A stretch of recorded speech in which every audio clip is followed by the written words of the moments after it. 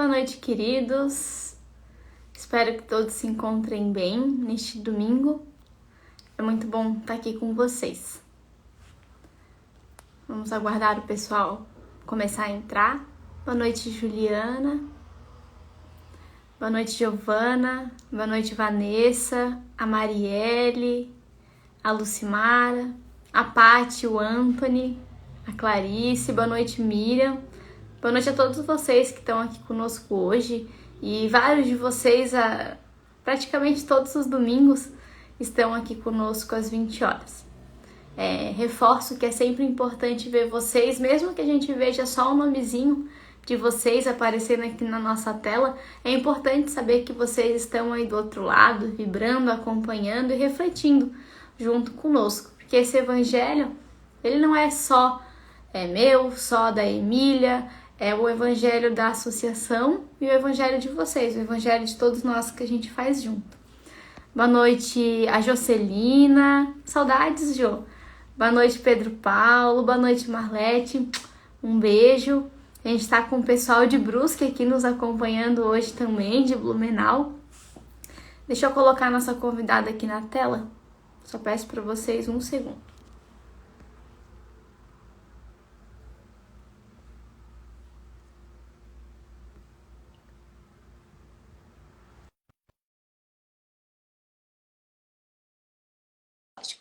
Hoje a gente vai ter uma convidada bem especial. É uma convidada que ela vem representando a Casa Espírita de Brusque. Oi, Lu, boa noite. Oi, Júlia, boa noite, tudo bem? Tudo bem? Gente, a Lu me evangelizou deixa eu ver, Lu, há uns 20 anos atrás, 21, 22, Ai, meu mais ou Deus, menos. isso aumenta a minha responsabilidade e denuncia a minha idade. Lu, obrigada por ter aceitado o nosso convite. Eu sou muito feliz de ter você participando do nosso evangelho hoje. Por ser você e por ter me evangelizado também, a alegria ela é dupla. Obrigada por ter aceitado o nosso convite. Eu é que agradeço, Júlia, agradeço pela confiança. A minha responsabilidade aumenta justamente por nossa história, por ter aqui junto conosco, inclusive, meus companheiros de trabalho da nossa casa, querida Eurípides Barçanufo. Muito bom. Obrigada, então, pessoal que está entrando. Antes da gente fazer a prece de abertura, Lu, a gente costuma aqui reforçar o motivo da gente fazer essa live todos os domingos do Evangelho no Lar.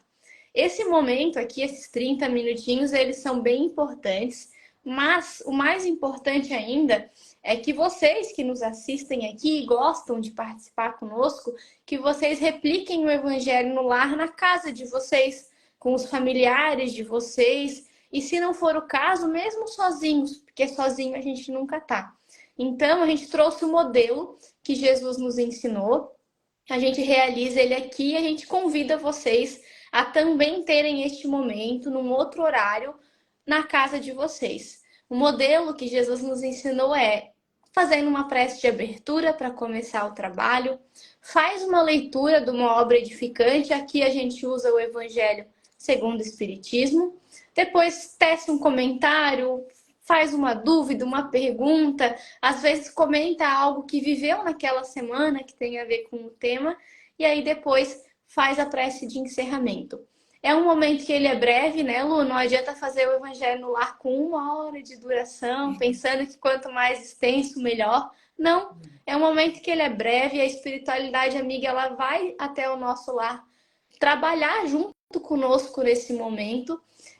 Por isso que tem que ser um dia da semana fixo com um horário fixo também, porque é uma responsabilidade, um compromisso nosso, mas também dos espíritos amigos. E sempre lembrar de deixar uma garrafinha ou um copinho de água fluidificada junto. Ó, a Lu também tá com a dela. Que é uma medicação, é um instrumento que a espiritualidade também ajuda mais para nos auxiliar tanto fisicamente quanto espiritualmente e moralmente. Então, os recados são esses. Lu, eu vou fazer a prece de abertura pra gente, depois eu vou fazer a leitura de um pedacinho só pra gente não se prolongar muito. E daí eu tô curiosa para saber, Lu, o que tu entendeu desse trecho que a gente vai ler hoje. Queridos amigos, então eu convido vocês para que a gente eleve o nosso pensamento a Jesus, nosso guia, nosso mestre, mas principalmente nosso amigo de todas as horas. Que possamos entregar em suas mãos nossas aflições, nossas dificuldades, nossos medos e nossas angústias. E que possamos ter a certeza que este amigo vai nos apoiar, vai nos amparar e vai nos dar as forças necessárias para superar qualquer dificuldade. Convido vocês também para que neste instante, cada um de nós, que possamos lembrar de alguém que nesta semana que passou nos procurou, pedindo ajuda, pedindo apoio. Que esta pessoa receba agora todo o carinho, todo o amor e todas as boas vibrações dessa gratidão a Jesus. Que assim seja. Boa noite àqueles que estão chegando aqui agora. A gente vai fazer a leitura então. A gente começou um novo capítulo semana passada, é o capítulo 26, que ele se chama Dai gratuitamente o que gratuitamente recebestes. E o item que a gente vai ler hoje, ele se chama Preces Pagas. É o item 3 e 4. Ele é relativamente longo, eu vou ler só o início desse trecho, mas convido que vocês façam a leitura completa posteriormente. E depois eu passo a palavra para a Lu. Diz o seguinte, então, sobre preces pagas. Disse em seguida a seus discípulos, diante de todo o povo que o escutava: Precatai-vos dos escribas que se exibem a passear com longas túnicas, que gostam de ser saudados nas praças públicas e de ocupar os primeiros assentos nas sinagogas e os primeiros lugares nos festins, que a pretexto de extensas preces devoram as casas das viúvas. Essas pessoas receberão condenação mais rigorosa. Isso está lá no Evangelho de Lucas, Marcos e Mateus. Disse também Jesus: não façais que vos paguem as vossas preces. Não façais como os escribas, que a pretexto de longas preces devoram as casas das viúvas, isto é, abocanham as fortunas. A prece é ato de caridade, é um arroubo do coração. Cobrar alguém que se dirige a Deus por outrem é transformar-se em intermediário assalariado. A prece, então, fica sendo uma fórmula, cujo cumprimento se proporciona a soma que custe. Ora, uma de duas. Deus ou mede ou não mede as suas graças pelo número de palavras.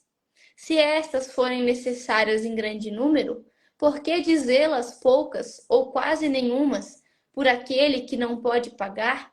É falta de caridade. Se uma só basta, é inútil dizê-las em excesso. Por que então cobrá-las? É prevaricação. O texto continua mais para frente, mas eu vou parar por aqui.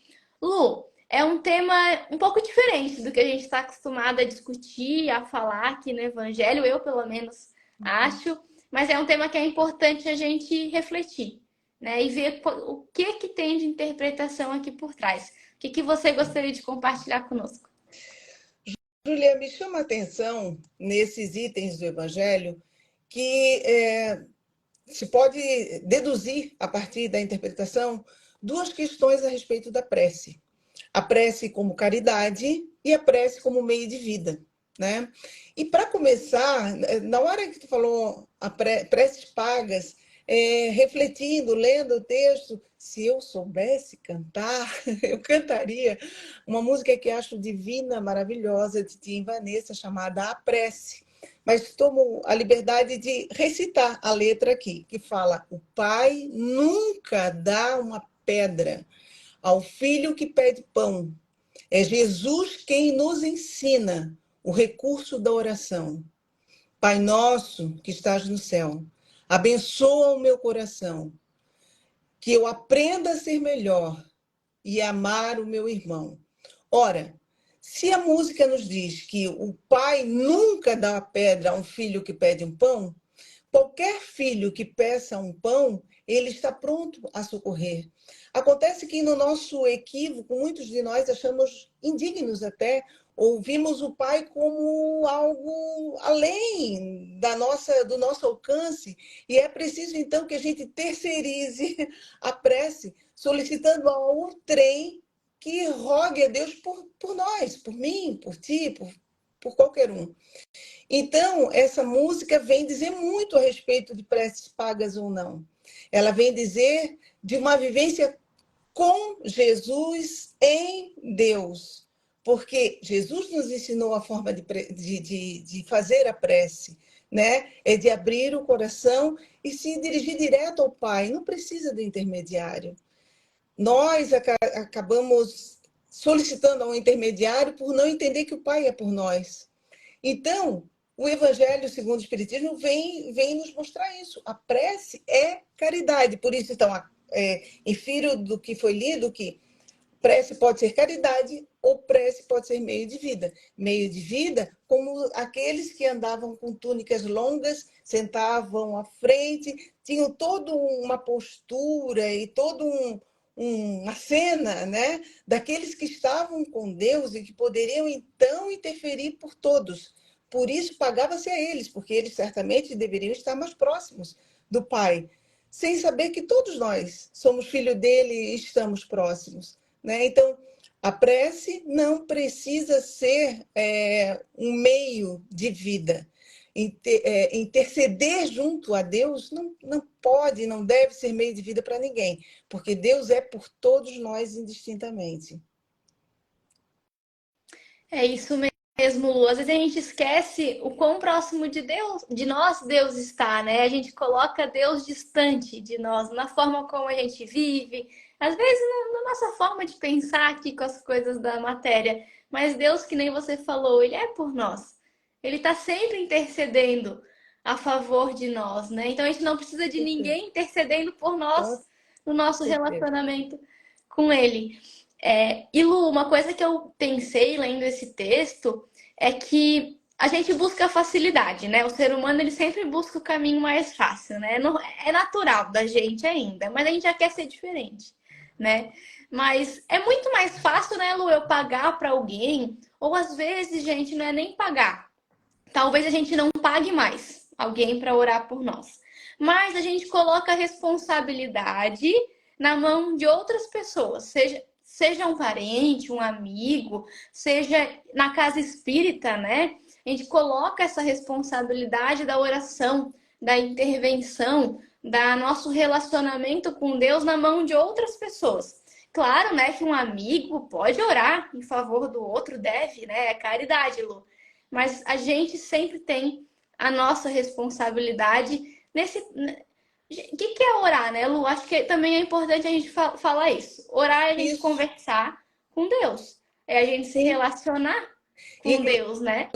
Inclusive, Júlia, está aí a questão 659 do Livro dos Espíritos, que vem nos falar do caráter geral da oração, né? Que ela pode ser rogativa, ela pode ser no sentido de agradecimento e ela é sempre no sentido de proximidade. Então, não há uma distância quando nós não fazemos a distância, é quando nós estamos perto sempre. Então, isso é hábito, é que nem um músculo que a gente trabalha, ele se fortalece pelo exercício contínuo. Agora, se eventualmente a gente faz uma prece, claro que o músculo fica mais fraco e a proximidade, apesar do Pai estar sempre presente, mas a nossa percepção dele é que fica mais difícil. Então, a questão 659 do Livro dos Espíritos fala qual o caráter geral da prece? E a resposta dos Espíritos literalmente é: a prece é um ato de adoração. Orar a Deus é pensar nele, é aproximar-se dele, é pôr-se em comunicação com ele. Há três coisas que podemos propor-nos por meio da prece: louvar, pedir, agradecer. Então, geralmente, a prece paga vem no caráter do pedir. Então, a Júlia vai hoje lá no Evangelho, no lar, na associação, eu peço: ai, reza por mim. A Marlete vai lá na casa espírita, ai, reza por mim. Quer dizer, eu estou sempre terceirizando um ato que eu poderia fazer. Mas eu me desresponsabilizo. Essa é a questão, gente. a gente se desresponsabiliza. O Pai é por nós sempre. Mas eu acho que eu sou indigno de me dirigir a Ele. Então, eu responsabilizo. A Júlia reza mais. A Júlia faz o evangelho lá. Então, ela certamente, a prece dela tem mais força. Então, eu vou pedir para a Júlia. Né? Então, é nesse sentido. Se a prece tem os 3 caráteres de louvar, pedir e agradecer, se continuamente nós agradecemos, eventualmente, quando nós pedirmos, com certeza também será diferente. Lu, isso que tu trouxe eu acho super importante, porque até a gente que já talvez saiba, às vezes a gente esquece. É, às vezes a gente pensa assim, ah, a Lu reza tão bonito, ela usa umas palavras tão bonitas, eu vou pedir para a Lu rezar para mim que vai ter mais efeito do que eu aqui, na minha simplicidade, né? Gente, não. Às vezes, essa terceirização, né, da oração, mesmo que não paga, a gente terceiriza, a gente tem que parar, a gente tem que se responsabilizar. Porque ninguém pode se relacionar com Deus por nós, não existe isso. É a gente. E não importa as palavras que a gente use, Perfeito. o tempo de duração, não importa com quem a gente tá, se a gente tá sozinho, se a gente tá em grupo, não importa se o mundo lá fora tá um caos, nada disso importa. Para a gente fazer uma prece verdadeira e ela ser efetiva, né, e ela funcionar, a única coisa que precisa é que ela seja feita do coração. É que ela Perfeito, venha Júlia. desse sentimento, né, Lu? Daí ela funciona. Aí a gente não Perfeito. precisa pagar, não precisa terceirizar. E Lu, o que tu falou do hábito, eu acho que isso é super importante. É que nem o exercício físico mesmo. Se a gente não treina, o músculo esquece. Se a gente não tem o hábito de orar, fica mais difícil mesmo se conectar, se concentrar, né, Lu? Com certeza. E é bem interessante, Júlia, que ainda no Livro dos Espíritos, na questão 662, tem um questionamento. Pode-se, com utilidade, orar por outrem? Quer dizer, esse já era um questionamento lá de Kardec. O que vale, se vale a intercessão de um pelo outro? E os espíritos respondem: o espírito de quem ora atua pela vontade de praticar o bem. Então, nada adianta eu usar palavras bonitas, ter eloquência, se isso não está cheio do meu sentimento. Eu posso usar palavras bonitas e elas serem vazias. Eu posso usar com eloquência e não está dizendo nada que não chegue a ninguém, ou que não chegue, sobretudo, a Deus. Então, o espírito de quem ora por outrem tem que estar cheio da vontade de praticar o bem. Atrai aquele que reza pelo outro, atrai para si, mediante da prece, os bons espíritos, e ele se associa ao bem que se deseja fazer.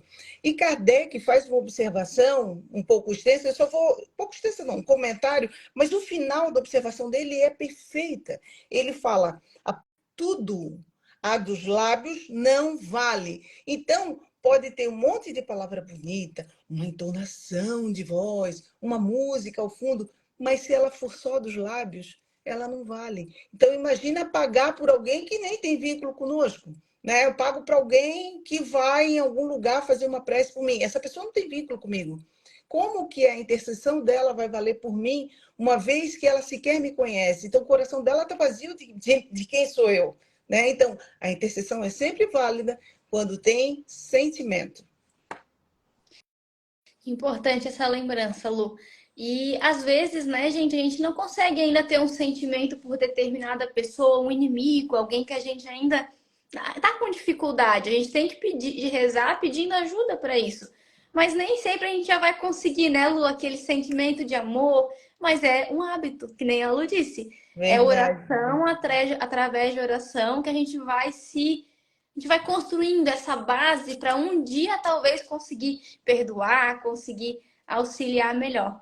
Lu, eu li um texto de Emmanuel que eu peço desculpas que eu não anotei de qual livro que é, desculpa, mas é de Emmanuel. Ele lembra pra gente falando o seguinte, eu achei bem importante. Prece não opera modificações na lei, que é imutável. Altera-nos, contudo, o mundo íntimo. Tá aí outra Perfeito. coisa que, Lu, eu não sei você, eu vivo esquecendo. A gente às vezes reza pedindo para mudar uma situação, né? Claro que é normal a gente pedir a cura de uma doença física, a resolução de uma situação. Mas a lei, ela é imutável, de causa e consequência, Uhum. a gente faz, volta para nós. Então, às vezes, determinada situação, seja ela qual for, ela não vai se alterar, pelo menos não agora, não no Uhum. momento que a gente quer e na forma que a gente quer. Mas a prece, ela muda nosso campo mental, o nosso sentimento, o nosso mundo íntimo e prepara a gente para a gente enfrentar essa situação. Então, a gente também tem que Perfeito, saber rezar, né, Lu? Não é só rezar, perfeito, tem que saber rezar. perfeito, Júlia. É bem isso. A prece não vai mudar a lei. A lei está posta. Acontece que a prece nos muda. Muda a nossa capacidade de percepção e compreensão. Por vezes, nós gostaríamos que a prece fosse varinha de condão, que rezou e pim, mudou, mas não é assim. O que muda é a nossa forma de percepção do fato, é a nossa paciência, é a nossa caridade para com o outro. Então, se eu rezo em prol de outro, esse outro não vai mudar. Mas eu, por certo, ao fazer essa caridade de pedir por outro, eu já estou me modificando. Então, de repente, ai, a Júlia está diferente. Não é a Júlia, é o meu olhar para com a Júlia. E nesse mesmo sentido, também Emmanuel, no livro. Eu até anotei porque. Livro Viajou. Ele fala de uma mensagem, Júlia, rapidamente, que se chama caridade. E nessa mensagem ele fala disso, que não, se prece por outrem tem que ser cheia de sentimento, ela tem que vir com a chancela da caridade, ela tem que vir com caridade. E ele fala, caridade é sobretudo amizade. Para o faminto, quando eu peço em prol do faminto, é o prato de sopa fraterno, não é a sopa que ele vai comer, mas é o prato de sopa fraterno, a fraternidade para com ele.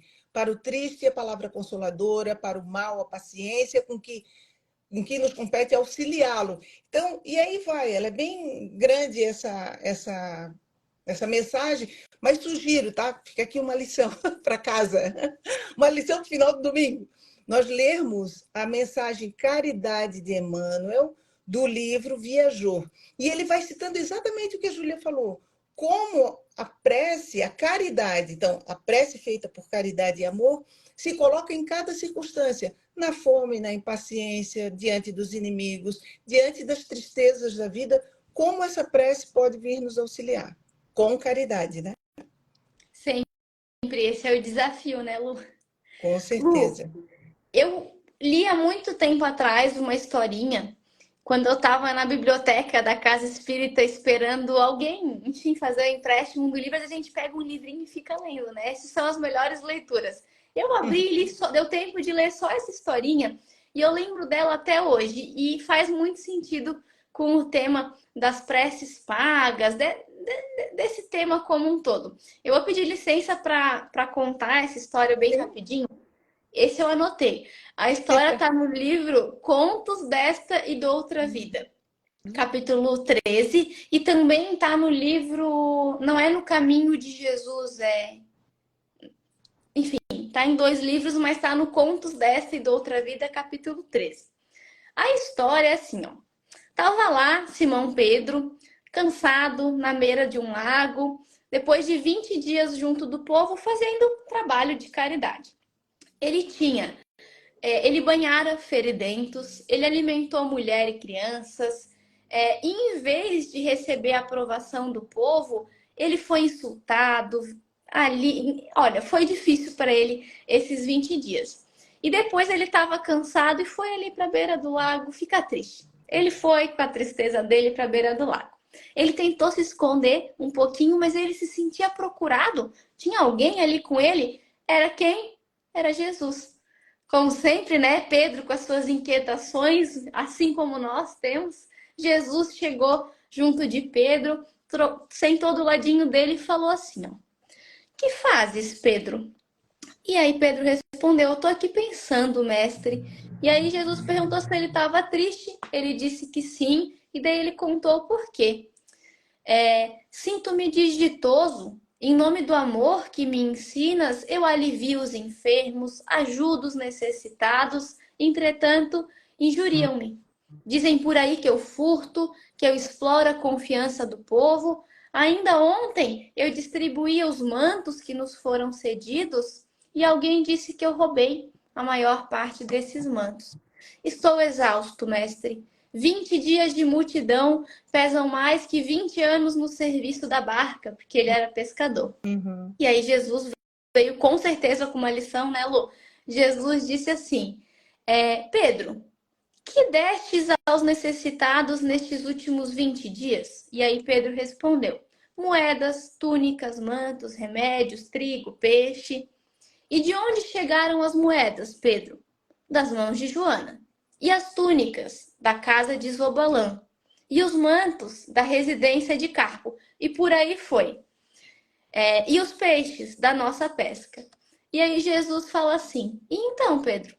E aí Pedro, o que eu tenho que entender disso, Jesus? Não entendi nada ainda. E aí Jesus traz a lição, que apenas entregamos aquilo que nos foi ofertado para distribuirmos em favor dos que necessitam.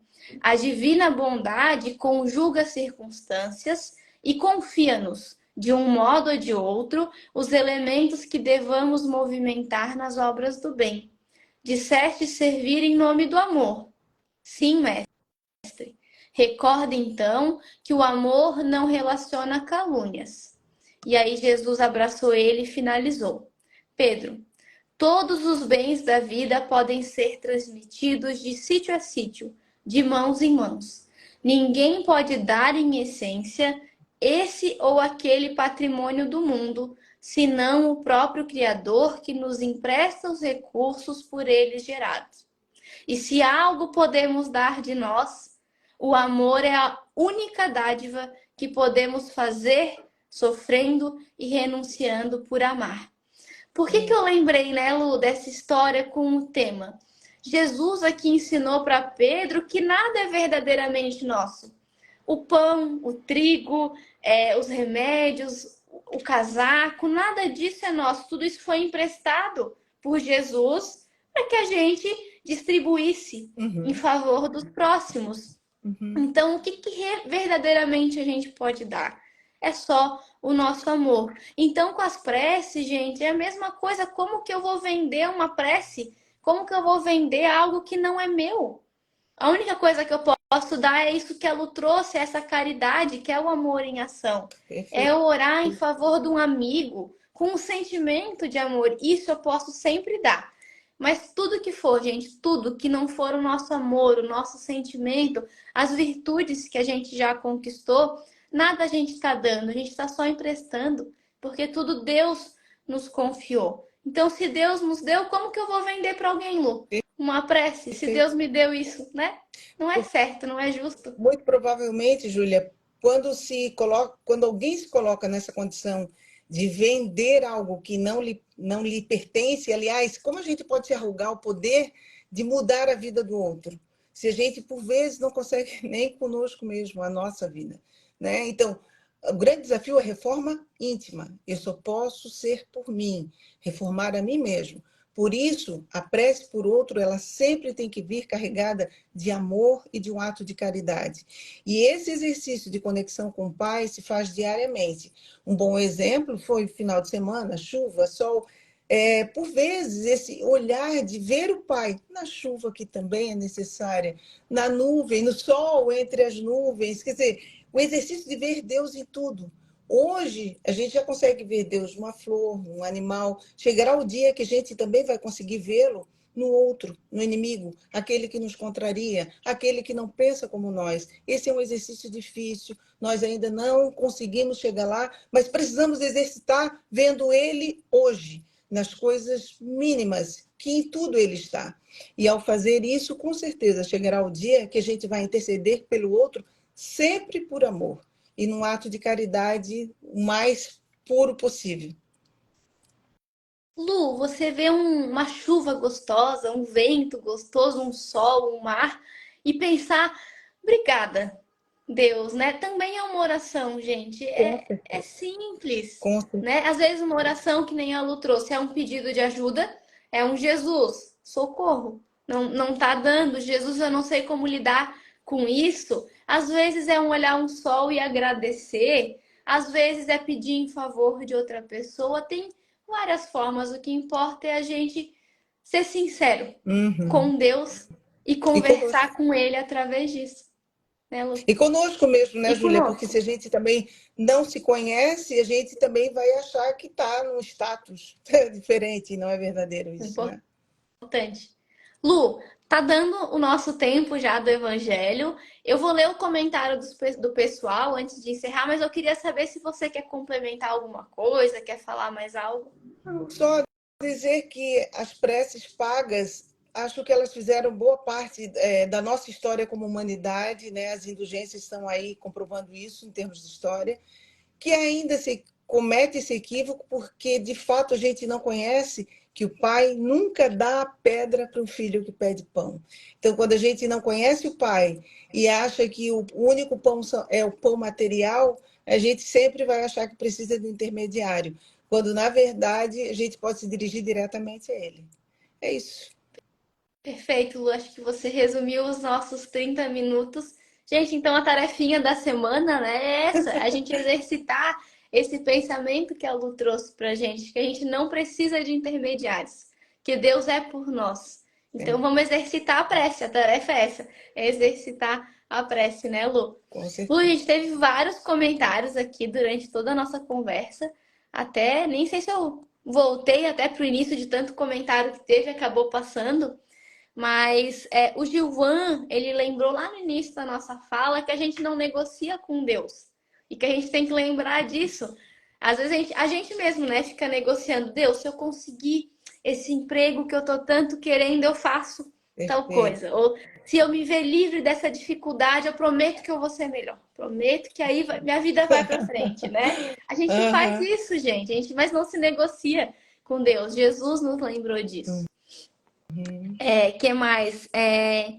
O seu França, ele também comentou que a prece é um ato de caridade e um sentimento de amor fraterno e uma oportunidade para estarmos mais próximos de Deus e de Ah, Jesus. A Lu lembrou disso muito bem, né? Deus e Jesus, eles estão sempre próximos de nós. Eles não se afastam. Nosso anjo da guarda também não, né? Mas a gente, às vezes, acaba se afastando e não percebe essa presença deles. Não é que eles não estão mais conosco, mas nós não uhum. percebemos essa presença, né, Lu? Perfeito. Que mais? O Gilvan lembrou também que ele ousa dizer que ninguém faz a nossa conexão com Deus, a não ser nós mesmos. E a prece é um meio de buscarmos essa conexão. Como que a gente vai delegar isso para outra pessoa? E a Marlete, sua companheira aí de casa espírita, comentou para a gente não se esquecer que Jesus, que é o médico das almas, veio para os doentes, não para os sãos. Bem Bastante. importante essa Bem, lembrança. bem importante. A gente teve vários outros comentários aqui da Suzana para lembrar que quando a gente não esquece que Deus é nosso amigo, que Ele é nosso Pai bondoso, tudo fica mais fácil. Essa Com conversa certeza. fica mais fácil. Obrigada. Teve vários outros comentários. Obrigada a todo mundo que participou aqui. Desculpa se eu acabei pulando algum comentário. Obrigada àqueles que participaram da enquete também. Lu, a gente botou uma perguntinha aqui nos Eu nossos vi. stories antes. Ela foi bem simples, mas é importante para a gente ver como a gente já mudou também o nosso pensamento. A Uhum, pergunta uhum. foi: você já pagou para alguém orar para você? 95% disse que não. Que bom. 5% disse que sim. Mas aí eu deixo a reflexão que a gente falou. A gente pode não pagar mais, mas será que a gente não está terceirizando ainda o ato Boa de orar? pergunta.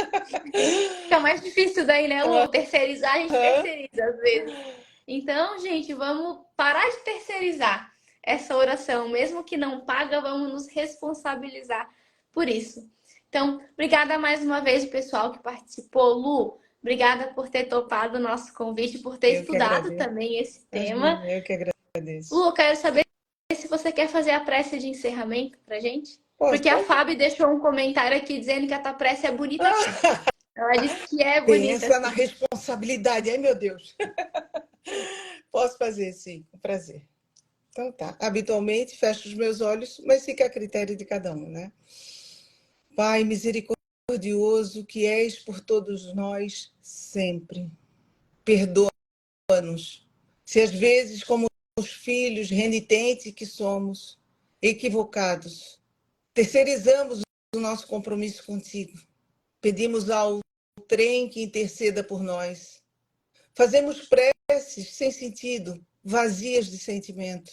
Perdoa, Pai, se às vezes não te enxergamos na natureza, no pão que colocas à nossa mesa, no irmão que bate à nossa porta, naqueles que vimos ainda como sendo nossos inimigos. Perdoa, Pai, porque somos aprendizes e dia a dia, progredindo e nos conhecendo, aprendendo a te amar, te veremos em tudo e em todos. Gratidão pela vida, gratidão pelas oportunidades de trabalho. Seja por nós, Senhor, por todos nós, indistintamente, na semana que ora se inicia, para que a cada dia possamos testemunhar a tua presença em nossas vidas. Assim, pedindo a tua permissão, encerramos o Evangelho no Lar na noite de hoje. Que assim seja. Obrigada, Lu. Obrigada, pessoal. Tenham todos uma ótima semana. E domingo que vem a gente espera todos vocês aqui de novo. Boa noite, Lu. Boa noite, pessoal. Obrigada, Júlia. Obrigada a todo mundo.